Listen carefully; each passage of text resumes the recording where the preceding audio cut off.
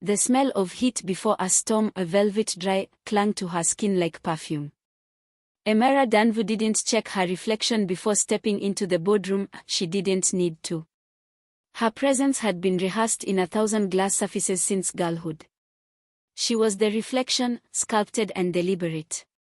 15 men and 2 women turned slightly at her arrival, the hum of old money and corporate tension settling like perfume behind closed doors. She walked like a threat, not a guest. Today's meeting was ceremonial, the deal was already hers. Outside, the skyline of Vundala stretched like a crown of steel. It was a city of ghosts and gleam, every window a witness, every shadow whispering. For Emera, power wasn't something to be shared. It was inherited, conquered, then won, like her sapphire heels, custom-made to match the ring she never took off. The Obesa waterfront project had taken 4 years, 30 lawsuits, 2 harsh settlements, and 1 very public apology from a senator. All orchestrated by her. By tomorrow, the land would be hers to develop. She signed the final document in silence, eyes not on the page but on the glass. Her reflection stared back at her, impassive, unreadable, perfect. The door opened again. No one was supposed to enter. And yet he did. No announcement. No nod of apology. Just the calm arrogance of someone used to walking into places that belonged to others, then walking out with them changed. Rui Avoko. She hadn't had that name in 5 years. Not since the scandal, not since he disappeared. The last time she'd seen him, he was drunk in a tuxedo with a broken wrist and blood on his collar, and still, somehow, devastating. Now, he looked clean. Dangerous in a quieter way. Tailored slate suit. No tie. Skin the color of sun-roasted bark, hair trimmed short, beard neat but not tamed. His eyes, black, unreadable, familiar. No one in the room moved. Not even her. He walked straight to the head of the table, her seat, and stopped beside her. Your pen. He said, his voice smooth as old jazz. I've always hated it. The room exhaled. Nervous chuckles. Someone tried to say his name, but Rui ignored them. Emera didn't flinch. She stood slowly, deliberate as a queen. I didn't invite ghosts, she said. You invited opportunity, he replied. The table fell into silence. Somewhere, a drop of water hit the glass outside. The storm was coming.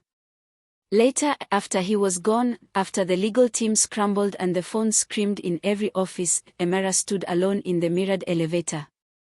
The city flickered below. Her reflection met her eyes. She had built an empire from control. But the past had a heartbeat. And it had just walked into her boardroom. The next morning arrived like a blade hidden in silk. The city of Vundala yawned beneath rolling thunderclouds, its towers sleek with early rain, streets wet with reflection. But Emera Danvu was already awake before the sky had decided what mood to wear. She didn't sleep. Not really. She laid still in sheets the color of bone, her body untouched by rest, her mind cataloging every expression, every blink, every molecule of air that had shifted when Rui Avoko stood beside her. It wasn't just that he had returned. It was how. Without an invitation. Without an apology. Without an ounce of the ruin she remembered. Emera rose with the grace of someone never meant to be watched in vulnerability. The white silk robe clung to her hips as she crossed the marble floor of her penthouse. Vundala spread below, beautiful and cruel, just like the men who built it. Just like her. Her phone blinked once, 5 unread headlines. Another blink, 3 private messages. All saying versions of the same thing. He's back. He has capital. He has allies. She deleted all of them. Across the city, a private estate perched above the cliffs of Isara Hill, far from the hum of corporate heartbeats. There, Rui Avoko sat on the edge of an open balcony, legs crossed, reading a printout of the Obesa development contract, her signature circled in red ink.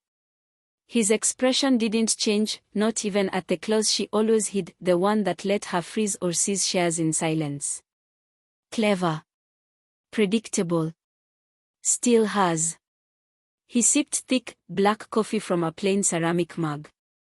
His taste hadn't changed, expensive, but unbranded. Quiet luxury. Legacy over logos. From inside, a voice. She didn't expect you. It was his assistant, Dream, tall, olive-toned, fast with numbers and rumors. She should have. Rui replied, folding the page neatly. You burned bridges. Then I'll build tunnels. A pause. She still wears the ring. Dream hesitated. She never took it off. At 11:47 a.m., Emera entered room 6B of the Avan Court, her private negotiation chamber. She wore black this time, not out of mourning, but to remind the room what shadows truly looked like when dressed. She didn't expect him to be there. She knew he would be. He sat at the far end of the glass table, alone, hands folded. No tie. Slate suit again. The scar at his collarbone more visible in the daylight. I own 22% of the land now. He said, without looking up. That's not a threat. She replied. That's a statistic. He smiled, barely. You taught me to learn from numbers. She circled to her seat, slow, deliberate, like a lioness at dusk. Not to fall in love with them. Their eyes met for the first time that day. Not as strangers. Not even as rivals. But as former lovers who had both tried and failed to unwrite each other's names from their own skin. Years ago, before the lawsuits and empires, there had been one rainy evening. A bar with too much jazz. 2 whiskey glasses sweating in candlelight. The moment his hand touched hers, not greedy, not unsure. Just certain. She hadn't allowed it to last. He had promised it wouldn't be the last. He had kept that promise. But so had she, in a different way. In the present, the conversation turned sharp. The Obesa waterfront project isn't yours to reclaim. Mara said, her tone cool. I don't want the land. Rui replied. I want the shape of what rises on it. Emera stilled. What do you mean? I want to partner, not to only to redefine. He slid forward a single page. On it, blueprints. Lines. Curves. Power disguised as art. She didn't touch it. This isn't a peace offering. She said, her voice silkered in suspicion. No. He admitted. This is a test. Of what? Of trust. Of will. Of whether the fire between them still burned without burning everything down. He stood fast. If you want work, make it pretty. He said, walking past her. She turned toward the windows again, as the rain began to draw silver trails down the glass. Somewhere behind her reflection, the door clicked shut. There are no laws against desire. Only delays. 3 days passed. In a city like Vundala, that was enough time for a scandal to die, a stock to climb, or a legacy to be erased. But this wasn't about timelines. This was about tension, the kind that simmers beneath the skin and never asks permission. Emera Danvu moved through those 3 days like a storm encased in marble. She spoke in clipped phrases. She wore grey so sharp it sliced through conversation. She delegated twice as fast. Smiled half as often. But every night, after the heels came off, after the lights dimmed across her penthouse, she would sit alone on the edge of her bed, back straight, hands still, and stare at the single page she hadn't thrown away. The blueprint. She had intended to toss it the moment he left room 6B. It was folded when he slid it across the table, his eyes unreadable, his words too controlled. A design, he said. An offer. A test. And still, she hadn't thrown it away. On the third morning, in the mirrored silence of her private elevator, she pressed the emergency stop button. Not out of panic. Not even to think. Just to feel something still. The glass around her reflected a woman in a charcoal-wrapped dress, diamonds at her ears, the ring like a sapphire wound around her finger. She looked as powerful as ever. But her eyes had questions again. Her voice was almost a whisper. Why didn't I throw it away? No one answered. She released the stop. The elevator resumed. The day went on. But the silence had changed its shape. That evening, she went to Via. It was not a place for appointments. Via did not advertise. It had no entry signs, no menus. It lived 3 floors below a private art gallery and thrived on discretion. The lighting was low, the walls were textured with soundproof velvet, and the music carved through the air like smoke. No cameras. No names. No tabloid photographers. Emera arrived precisely at 10:07 p.m. She didn't walk in like she owned the place. She didn't have to. She wore bronze, a low-cut silk dress that shimmered like liquid judgment. Her hair was down. Her shoulders bare. Her presence was the announcement. He was already seated in a corner booth, half in shadow, a wine glass untouched beside him. Rui Avoko looked as if he had always belonged in that room. Slate shirt, unbuttoned at the collar, sleeves rolled. No jacket. No flash. Just focus. She said nothing. She sat across from him. For 4 minutes, there was only the sound of jazz, of 2 glasses sweating under candlelight, and the breath of a city pressing against the underground walls. When she finally spoke, it was to answer a question he hadn't asked.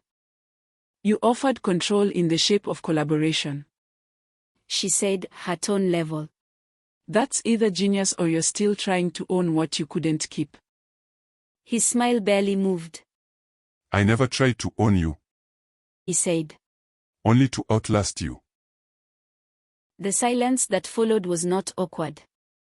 It was elegant. Inevitable. Between them lay a sealed document folder.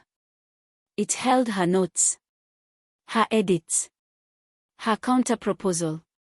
A non-disclosure she didn't expect him to sign. He didn't touch it. Why now? He asked. She raised her glass.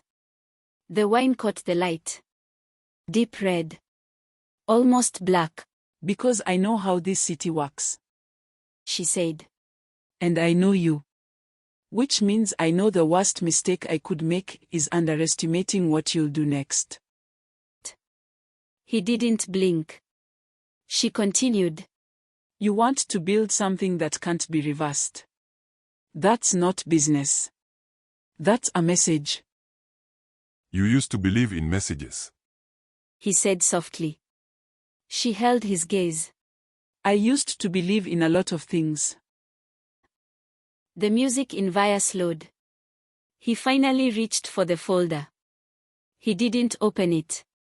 He just let his fingers rest on its cover. You haven't lost your curve. He said, nodding at the design, the original one, the version untouched by committees and fear. She glanced down. The lines were fluid. Vertical glass framed by soft spirals and unexpected open space. A public garden built into the base. Transparency and ambition in the same breath. He had remembered what she used to design before she learned to strip beauty out of proposals so men in tailored panic could approve them. Why that design? She asked. He answered without hesitation. Because it's what you would have built before you learned to edit yourself. The sentence hit harder than any confession. She didn't respond. Instead, she stood. No drama. No signal. He followed. They said nothing as they stepped into her private car. The windows were tinted black. The air inside was still. A city passed them by in silence. They sat side by side. Their hands never touched. But their reflections in the glass, those came close. They stared at each other across surfaces, across history, across choices no longer apologized for. At 2:47 a.m., they entered her penthouse. No music played. No champagne waited. No laughter softened the steps they took toward each other. He removed his blazer fast. Slowly. She stepped out of her heels. Deliberately. And then she placed her hand against his chest, light, satin, like a key testing an old lock. He did not move. But his breath caught barely. And that was enough. What followed was not romance. It was return. The kind that doesn't ask for forgiveness. The kind that doesn't need clarity. The kind that recognizes its own ruin and steps forward anyway. They kissed like exiles, finally finding the country they were banished from. They did not make love. They made history again. He slept. She did not. She walked barefoot across the marble floor of her penthouse, the same way she had days ago, except slower now, more thoughtful, less armored. She poured black coffee into a white ceramic cup. Outside, the city waited beneath early light. The clouds had broken just slightly. On the table near her hand, the blueprint lay open, stained with wine. In the corner of the page, someone, not her, had written something in red ink. "You haven't lost your curve." She looked down at the words. Smiled. Not in surrender. Not in romance. In recognition. The heat hadn't left.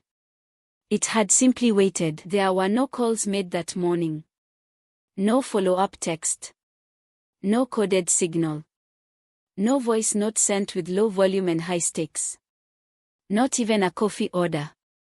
By 7 a.m., the blueprint was folded, not sharply, but intentionally, then placed inside a matte black leather document case. The same one Emera had refused to throw away years ago. The same one she had once threatened to burn. By 8:10 a.m., she stood on the second-floor terrace of the Danvu consultancy headquarters in the quiet quarter of Navarro Heights, dressed in a navy wrap skirt and a collarless cream blouse. No sleeves. Hair slicked into a long, coiled bun that rested like a crown. Her assistant, Johnny, approached quietly. "The bid is being finalized," he said. Emera did not turn around. Let the final version be printed. 3 hard copies. Sealed. "Done." And Johnny, "Yes, Miss Danvu." make sure the document case is black leather. No branding. There was a pause. Johnny didn't ask questions. He had learned not to. Elsewhere, high above the soundproof glass of the Coluca Exchange building, Rui Avoko stood at the far end of a boardroom long enough to sit 20 and quiet enough to hear ambition breathing. He wore a black mandarin collar shirt, gold-threaded cufflinks, and nothing on his face but the unreadable calm of a man who had already survived something he couldn't name. "Danvu's farm has entered the bid," said a voice behind him. Rui didn't nod. Didn't think they would. Still, nothing. He watched the city stretch and breathe below, high-rises like chess pieces. Glass, shadow, power. "Should I have security screen the folders before the gallery meeting?" Now he turned. Why? "No reason. Just it seems odd, that's all. You and Danvu. The timing." Rui walked to the table. He didn't sit. There's nothing odd about order. He said. It always returns. That's what makes it dangerous. The public gallery meeting was held at the Terra Vault, Vundala's most photogenic exhibition space, at a structure carved into the hillside near the coastline, layered in glass and quarried stone. The Danvu and Avoko teams entered separately, as they always had. But there was no ignoring what lingered when they arrived 10 minutes apart and yet stood side by side for the presentation. Emera took the lead. Her voice was cool, commanding, clean. Rui handled the counter-brief, no rebuttals, only reframes. They disagreed. But only on timing. They differed. But only on elevation. They corrected. But only in architectural language. And the press called it a bold collaboration between historic competitors. The design world called it unexpected symmetry. But the ones who watched more closely, the ones who knew what love looked like when it was repressed to the point of elegance, called it dangerous. Later that evening, in a private gallery space 2 floors below the main exhibition hall, Emera stood in front of a massive translucent panel, an etching of their original 2016 design, the one that had never been built. The one that had nearly broken her. Rui stepped in beside her. No greeting. No apology. No intimacy. Just placement. Like architecture. You said you'd never stand beside this drawing again. He said. I lied. You don't usually. I do when the truth won't hold. The silence was soft. So was the floor. Rui nodded at the etched spiral at the base of the structure. That was always the part they didn't understand. They still don't. She replied. It's a garden disguised as a foundation. It's a softness hidden under a vertical. He turned slightly. Like us. She almost smiled. Almost. It was Emera who broke the next rule. Not with a kiss. Not with a name. Not even with touch. But with the invitation. I need a neutral site tomorrow. A walkthrough. She said. 4. Proof of concept. There's a model underway at Juza Quarry. Outside Vundala. Yes. And you want me there? I didn't say want. Another silence. But Rui understood. She wasn't asking for presence. She was authorizing proximity. That was rarer. I'll send my schedule. He said. I won't shift it. But I'll match it. Her reply was brief. Expected. The following day, under the burnished gold sky of the Juza region, the prototype of the Danvu Avoko design rose like an impossible question answered halfway. Carved glass beams. Grounded concrete softened by vine-threaded scaffolding. Solar shade fins that looked more like sculpture than tech. And at the center of a white bowl garden that had not yet been filled, just mapped in white gravel. They arrived separately again. But this time, neither hid it. Rui wore no jacket. Just a black shirt tucked into dove-grey trousers, sleeves pushed, as always, to the elbow. Emera's fitted beige suit jacket was cinched at the waist. Her heels clicked against the limestone. They didn't tour the structure together. They walked its spine on opposite flanks, like guards pacing a shared perimeter. Until the midpoint. Until the garden bowl. Until she stopped walking. Until he did too. There was no one else present. Not within earshot. Not even within lens range. And still, they didn't touch. She knelt at the edge of the unfilled basin, tracing the circle with her fingers. This will be the first place light hits. She said. He stood beside her, hands in pockets. And the last. Her voice lowered. That's what makes it sacred. Rui didn't argue. Because he knew it wasn't about architecture anymore. That night, neither of them returned to their respective homes. There was no hotel check-in. No record. No address entry logged. Only the private villa registered to a dormant offshore holding under Emera's name, the one she had once designed as a retreat for herself, and never used. Until now. Until they had nothing else to explain. No blueprint to unroll. No sketches to cross out. No wine to pour. Only silence. Only bodies. Only knowing. And in the morning, when she woke alone but unafraid, Emera found the breakfast tray on the console, croissant, espresso, no message. But tucked under the napkin, a single card. His handwriting. One line. The version untouched by fear. She didn't cry. She didn't smile. She simply folded the card. And placed it inside the same black case as the blueprint. Because some forms of order aren't made for display. They are made for returning to. It began with water. Not the sea this time, but rain. Soft and rare, like most things in Vundala that mattered. The kind of rain that starts with heat. That waits until the morning sun is almost painful, then breaks quietly across rooftops like breath exhaled from nowhere. No thunder. No storm. Just gentle, vertical silver. At 7:06 a.m., the Juza quarry prototype stood open to the sky. No covering had been built over the bowl. No tap had been stretched across its skeleton. It was designed to receive the elements. And it did. Water collected along the base where gravel had once spiraled. Small rivulets traced down polished stone. The structure itself, glass, bronze, brushed basalt, glistened like a thing finally baptized. No one was there to see it, except Emera. She stood beneath the far edge of the archway, coatless, hoodless, letting the drizzle stitch its way down her temples and collarbone. The earth beneath her heels was damp but firm. The basin held its shape. Across from her, down a shallow ramp and through the garden corridor, came the sound of approaching steps. She didn't turn.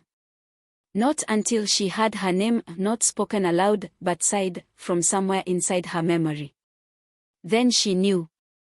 He was here. Rui stood still before he entered. He looked at her first. Not at the basin. Not at the structure. Not at the walls they'd once imagined holding stories no one would ever say aloud. Just her. She looked thinner. Not from loss, but from release. As if something she'd carried too long had finally broken loose in the night and gone somewhere she didn't plan to retrieve it. He walked to the edge of the basin, his shoes wet, his shirt collar already darkened with rain. He didn't speak. Not yet. Because the first truth didn't require words. In 2016, they had stood on the same ground, with different plans. The original basin had been deeper. Less public.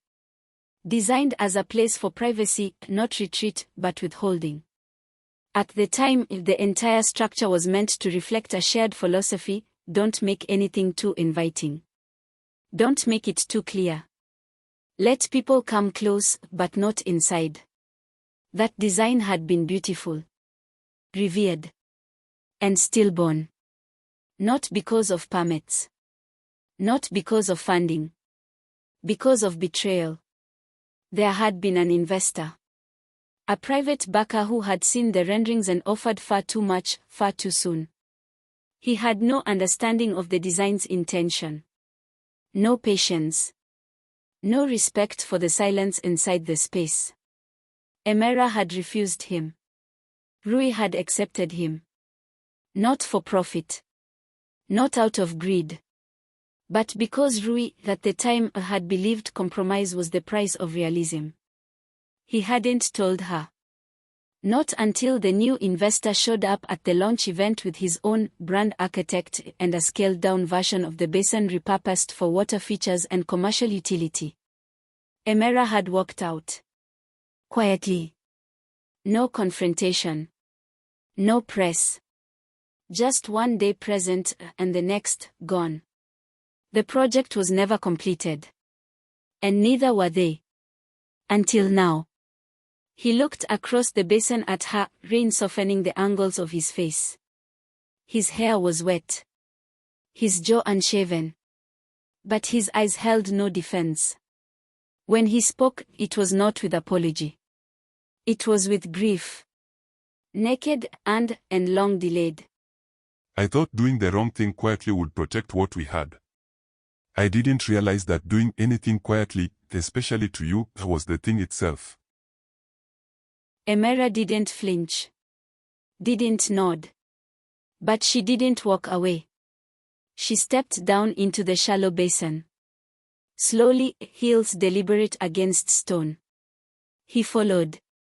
At the center, the gravel was gone, but the spiral had re-emerged, faintly, where the rain had pulled into soft rings. She looked at the shape below them, and then at him. I built this to carry weight. To hold memory. I thought we failed because we abandoned the design. But maybe it failed because we never allowed it to feel. Rui stepped closer, no space left for metaphor. His voice, when it came again, was quieter than the rain. Then let it start here. They stood inside what had once been a blueprint for silence. And now, finally, Kit listened. He reached out and touched her hand. Not rushed. Not desperate. Just true. And she didn't pull away. She turned to him fully, eyes sharp, glinting with something that hadn't existed in years, a hope without punishment. Later that week, construction resumed. Not because of funding. But because two architects stood in the same space, without retreat. The Juza quarry structure was completed in late spring. The garden basin remained open. Filled only by rain. Its first name, on the brass engraving outside, was not theirs. But inside, hidden in a quiet spiral behind the entry wall, was a different name. Not a signature. Not a dedication. A whisper.